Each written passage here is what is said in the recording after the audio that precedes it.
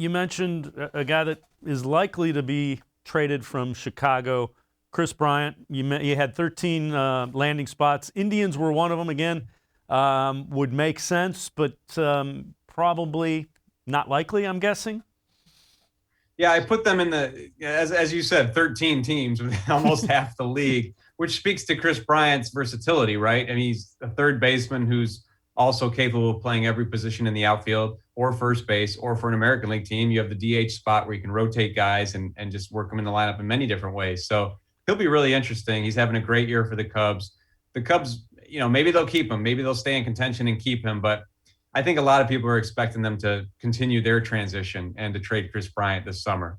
And among those 13 teams, I divided them into categories. I put Cleveland in the category of unlikely but intriguing because shoot, they could definitely get him at bats. Obviously, third base is accounted for with Jose Ramirez, but the corner outfield spots and first base and Fran Mills at DH, but just by and large, there's at bats that you could give Kris Bryant in a lineup with only two guys of contributing above average offensive performance. You could find a way, and the prospect cost of this is not going to be that punitive. We've seen in recent years for position players who are rentals, it's just you can make that deal. The Indians are pretty loaded in their system with 21 and under talent, and the Cubs are starting a rebuild process a bit. You saw that with the Yu Darvish trade where it was built around 19-year-olds prospects basically. So the big thing is the money, right?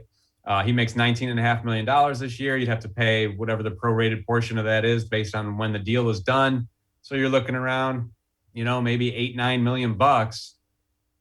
Look, Cleveland has the lowest payroll in the game. So on one hand, you just don't expect them to shell out that kind of money. On the other hand, hey, they have the lowest payroll in the game. So there's room in the budget, maybe.